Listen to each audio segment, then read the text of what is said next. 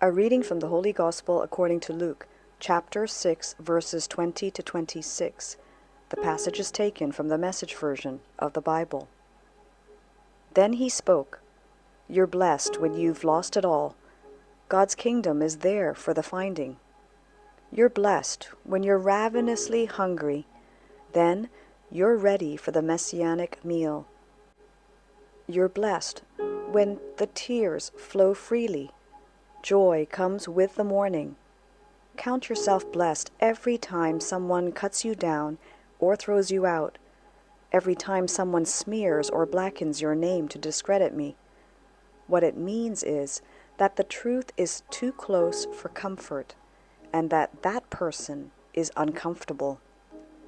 You can be glad when that happens. Skip like a lamb, if you like, for even though they don't like it, I do. And all heaven applauds. And know that you are in good company. My preachers and witnesses have always been treated like this. But it's trouble ahead if you think you have it made. What you have is all you'll ever get. And it's trouble ahead if you're satisfied with yourself. Yourself will not satisfy you for long. And it's trouble ahead if you think life's all fun and games. There's suffering to be met, and you're going to meet it. There's trouble ahead when you live only for the approval of others, saying what flatters them, doing what indulges them. Popularity contests are not truth contests. Look how many scoundrel preachers were approved by your ancestors. Your task is to be true, not popular. The Gospel of the Lord. Good morning, I am Father Joseph Matthew, and this is Coffee with God. Let us now listen to a short reflection on the Holy Gospel according to St. Luke, chapter 6, verses 20 to 26. Living the Beatitudes. The Gospel of Luke in particular emphasizes Jesus' concern for those on the margins of society, the poor, the sick, the sinners, and the socially excluded, challenging us to consider reaching out to everyone needing our closeness and assistance.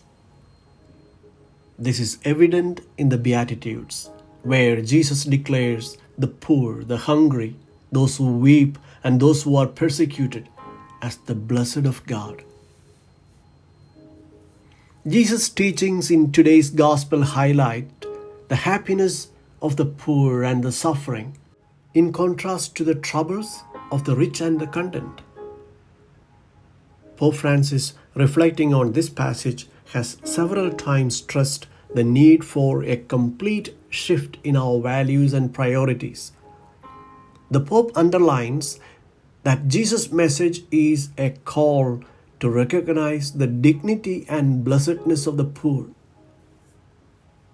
He reminds us that the poor are at the heart of the gospel and that our response to their needs is a measure of our faith.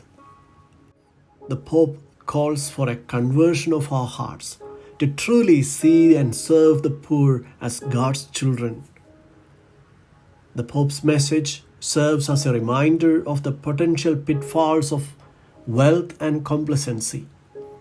By echoing Jesus' caution, he highlights the risk of losing sight of the kingdom of God in the midst of comfort and affluence. His plea to the faithful encourages them to steer clear of the seductive traps of materialism and self-sufficiency. The Beatitudes in the Gospel calls us to embrace the values of the kingdom, to recognize the sacredness in moments of poverty and suffering, and to show empathy and generosity towards those facing hardships. Our vocation is to undergo a conversion of heart and transformation of lives, to sincerely embody our faith in our daily lives.